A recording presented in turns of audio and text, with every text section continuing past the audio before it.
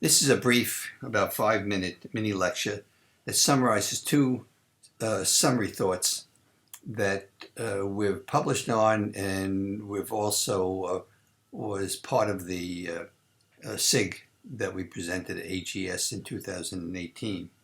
So the first summary thought has to do with a hypothetical question about what we would be doing today if we knew about OCT before static automated perimetry. So suppose, for the sake of discussion, OCT was developed. In particular, the spectral domain, or SSOCT, was developed before static automated perimetry, before 24-2s. And we started out with this technology and not with the time domain or the static automated perimetry.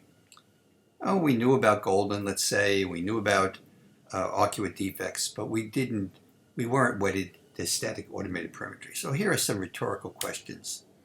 Would we be using 24-2 visual field pattern in the clinic now that we know there's macular damage that's early in the process and falls between these points? I think the answer is not a chance. If we use static automated perimetry, and I think we would be, it would better sample the macula. Would there be any papers on classifying or staging glaucoma with 24-2 visual fields? Right? Again, not a chance. In fact, all the staging systems I know of depend upon the 24-2, right? Including the one that's used for billing in the US. And of course, it's going to miss damage such as this. Would we routinely include scans of the macular and retinal ganglion cell analysis so we could pick up scans like this? I think absolutely. Would we be using OCT summary metrics such as quadrant thickness to diagnose glaucoma? Again, no. Metrics don't do as well. We would not be using this. Would we be doing visual field testing before OCT scans? I think not. I think what we would be doing is the OCT scan first. After all, in my hypothetical, that's what we would be used to. And then, based on what we see, we would decide on what kind of tests we want, whether we want visual fields at all, or 24-2, or in the case like this, a 10-2. And would we be debating the use of OCT as an endpoint for clinical trials? No. I don't think the 24-2 is the closest thing we have to a gold standard. I think the OCT is. And I think it should be used in clinical trials.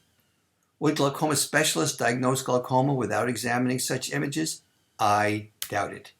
This brings me to my second thought. And the thought is the following. Glaucoma specialists are not making optimal use of this incredible technology. They should be looking at scan images. And to bring this home, I want to compare this OCT image here of my eye, MRI image of my brain here. There's much better resolution in the OCT of my eye than the MRI of my brain by about an order of 2 magnitudes, or 2 orders of magnitude that is, or about a factor of 100. To bring that home, what I'm showing here is the 6 millimeter section that would be the same size as this scan. So if you blew this up, you would see nothing. But you have all this detail in that same area. Now, how are we making use of that detail? Well, to make the contrast to the MRI, or comparison to the MRI, let's assume this is a tumor in my brain. As a matter of fact, it's not. It's benign fat that's in my forks. But anyway, let's assume it wasn't benign structure, but it was real. How would we want the radiologist, or how does the radiologist go about analyzing this? Do they take this image and put it into a computer program that then segments the brain and then determines the regions that are hyperreflective, and that then turns it into a probability plot so you know where it's significantly different? And then maybe, would you want them to chop this up into sections and then average those sections? Well, this image, this pizza pie plot from the OCT, that's what we're doing with these images here, or in this case, circumpapillary images, right? And then we look at global thickness often. Would you want your brain analyzed here based on global thickness changes as opposed to changes locally? Of course not. Instead, what the radiologist does is blow this up and look carefully at the margins to see if it's getting larger over time. Right? That's what we just suggested one should be doing with the OCT circle scans. Same thing when you want to, we can make the same kind of comparison to radiology and neurology and neurosurgery in terms of comparing structure and function.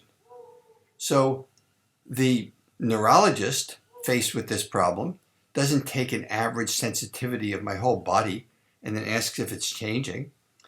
The neurologist notices that in this case it appears to be in postcentral gyrus, somatosensory region, pressing on the thumb. So he or she will examine the thumb or the hand to see if there's somatosensory changes. Well, and compare structure and function. That's what we're suggesting we should be doing with the OCT as well. So again, an incredible technology. We're not making optimal use. And here are our suggestions, and they include looking carefully at a scan image. Thank you.